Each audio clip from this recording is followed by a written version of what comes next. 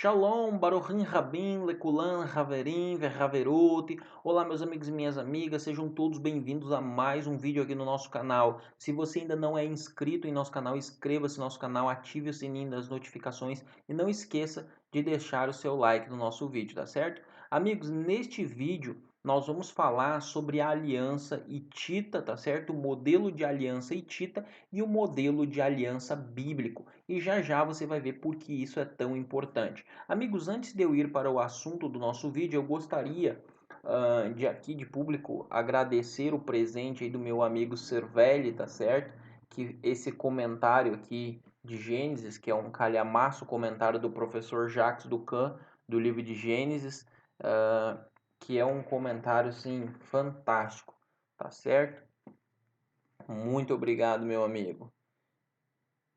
Deixe-me recomendar para vocês, antes de nós começarmos o estudo de hoje, 3 livros. O primeiro livro que eu gostaria de recomendar para você quando se trata do assunto de aliança é esse daqui, Nosso Criador Redentor, uma introdução à teologia bíblica da aliança, de Hans Rondelli. O outro livro é este clássico aqui, tá? O Cristo dos Pactos, de Palmer Robertson. E o outro livro é este livro aqui, ó, Alianças, tá? Também do Palmer Robertson. Ele é um livro mais fino, mas ele é um livro rico em conteúdo. Muito bom esse livro. Esses 3 livros em língua portuguesa são os melhores sobre o tema da teologia da aliança, tá certo? Os 2 do Palmer Robertson você encontra na editora Cultura Cristã. Palmer Robertson é um teólogo de linha reformada. E o do Hans Rondelli você encontra no site da Unasp Press, tá certo? Amigos, bom, por que é importante nós discutirmos o tema aí da aliança hitita, né? Como que funcionava a aliança hitita e como que funcionava a aliança bíblica? Por alguns motivos, e um deles é o seguinte: sempre quando nós, conservadores, entramos em diálogo com teólogos que são adeptos do método crítico histórico, nós encontramos a realidade e a argumentação de que, segundo o método crítico histórico, o Pentateuco seria datado do período do exílio e pós-exílico, de tal forma que então seria nós conservadores que entendemos que o Pentateuco teria sido escrito por volta de 1400 a.C., estaríamos errados. E o tema da aliança hitita nos ajuda nesse problema. Antes disso, eu gostaria de ler um comentário desta obra aqui, tá certo? O Antigo Testamento, tá? Um olhar atento para a sua palavra e mensagem. O texto que eu vou ler aqui está na página 222, onde eles dizem o seguinte: segundo uma concepção atualmente muito difundida, proposta em sua forma presente por Martin Nolte, a redação do Pentateuco, que certamente deve ser situada apenas depois do exílio babilônico, destacou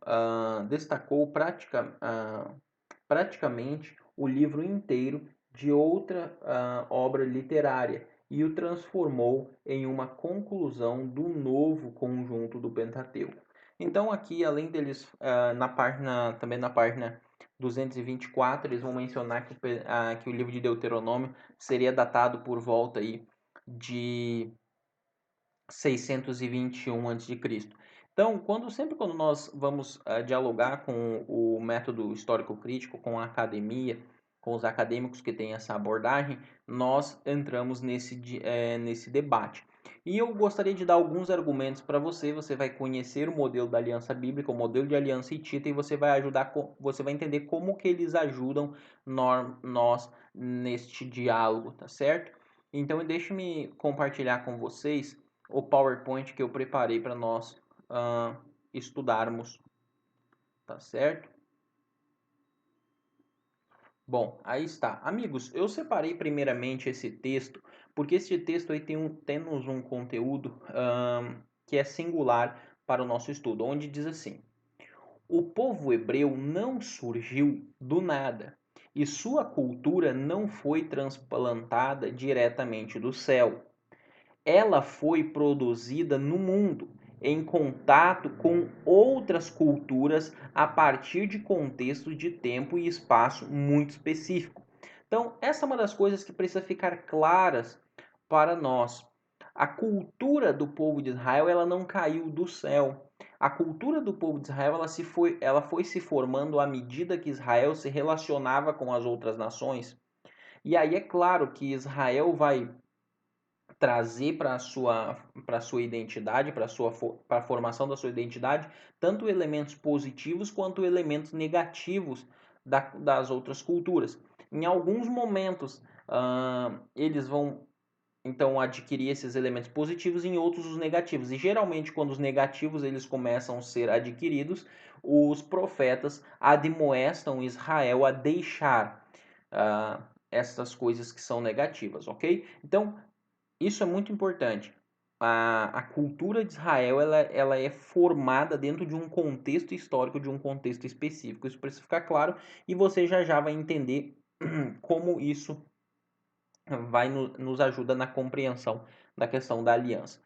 Palmer Robertson diz assim na página 140: no Antigo Oriente Próximo, desenvolveu-se uma forma de tratado internacional que aparentemente foi compartilhada entre as nações.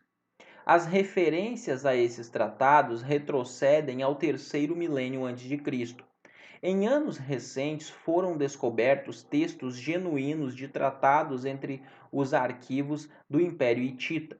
Da mais alta importância entre esses textos são os documentos datados como pertencendo à nova Idade do Bronze. Seria em torno de 1400 e 1200. Então veja, eles descobriram documentos, tá certo, que traziam a forma da aliança hitita. E esses documentos são tratados aí em torno de 1400 a 1200. Isso é muito importante porque, ao que tudo indica, esse modelo ele já havia sido usado no terceiro milênio antes de Cristo, mas ele vai se cristalizar num período posterior de tal forma que ele vai aparecer em várias nações, nos tratados de várias nações. Isso é interessante porque ao nós estudarmos a aliança bíblica, nós vamos perceber que a aliança bíblica ela segue o mesmo padrão da aliança hitita, nos demonstrando que o Pentateuco ele deve ser datado antes de 1200, entre 1400 e 1200. Isto é muito importante de nós mencionarmos, porque se a partir de 1200 se passou a usar outro tipo de aliança, outro formato de aliança, logo então o Pentateuco se ajustando com a aliança hitita, ele não pode ser datado posteriormente. Vamos avançar aqui. Este outro comentário, que é um bom comentário também do Pentateuco, né, publicado pela editora Cultura Cristã, cujo autor é o Victor Hamilton, ele diz o seguinte: o Código Legal Hitita, sua data precisa, sua data precisa não é conhecida, mas Harry Hofner, estudioso da civilização hitita, declara que é possível que a primeira compilação das leis hititas tenha sido feita no reino de Telipnu, por volta aí de 1500. As leis são divididas em duas tábuas com 100 leis cada uma. Então, esse especialista aí em civilização hitita, o Harry, ele vai colocar as placas aí como sendo aí por volta, vai datar essas placas aí de torno de 1500 por aí. Então veja que nós temos documentação que apresenta a forma dessa aliança hitita e esse formato de aliança que já nós vamos ver. Antes vamos dar uma olhada neste outro comentário que é muito importante, aonde é dito o seguinte: o tratado vassalar era empregado no Oriente Próximo quando uma grande potência, o rei suzerano, impunha certas condições de vassalagem sobre um governo menor, o vassalo, que normalmente tinha sido conquistado em batalha. O tratado explicava as razões para a imposição e a natureza das condições impostas sobre o governo menor, fazendo certas provisões relacionadas à manutenção do tratado. O mesmo tipo básico de tratado parece ter sido empregado em todo o Oriente Próximo, havendo evidências de seu uso. Em sua forma simples, na Mesopotâmia, por volta do terceiro milênio, no Egito, há alguma evidência que sugere que tais tratados eram empregados não somente em relação a estados vassalares externos, mas também em relação a grupos estrangeiros de trabalhos dentro do Egito. Bom, então aí nós temos o contexto, né, dessa aliança hitita. Vamos ver como que funcionava essa aliança. Aí nós temos, então, o primeiro ponto. No primeiro ponto nós temos um preâmbulo, geralmente começa, estas são as palavras. Depois nós teríamos um prólogo histórico, onde se mencionaria ali um pouco da relação histórica que o suzerano teria com o vassalo.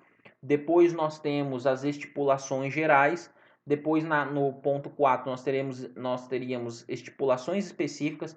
No ponto 5, nós teríamos testemunho divino, né? No caso da aliança hitita, eles acreditavam que os deuses eram testemunhas. E fechando, nós teríamos bênçãos e maldições. Bom, vamos dar uma olhada então numa comparação entre a aliança hitita e a aliança bíblica. Então aqui nós temos aliança em Êxodo e Levítico, aqui em Deuteronômio. E aqui nós temos aliança hitita, ok? Então vamos lá. Ponto 1, nós temos um título, de fato aparece em Êxodo 20, verso 1, Deuteronômio capítulo 1, do 1 a 5, aparece o título, a mesma coisa aparece na aliança hitita. O prólogo histórico nós temos também, por exemplo, em Êxodo, quando fala, né, que Deus tirou eles de Israel, do Egito e etc. Depois nós temos em Deuteronômio aqui também um prólogo histórico, tá? E assim nós temos na aliança hitita. Depois nós temos as estipulações que aparecem, né, os mandamentos, a guarda dos mandamentos e outras estipulações que aparecem em Levítico também. A mesma coisa nós temos em Deuteronômio. Depois nós temos a entrega da leitura, né, do documento, que acontece quando Moisés, por exemplo, ali no Monte Sinai, ele vai ler o livro da aliança com o povo. A mesma coisa você tem em Deuteronômio e você tem na aliança hitita. Nós temos as testemunhas, né, no ponto 5. E aí as testemunhas nós vamos ter também em Êxodo, nós vamos ter em Deuteronômio, nós vamos ter na aliança hitita.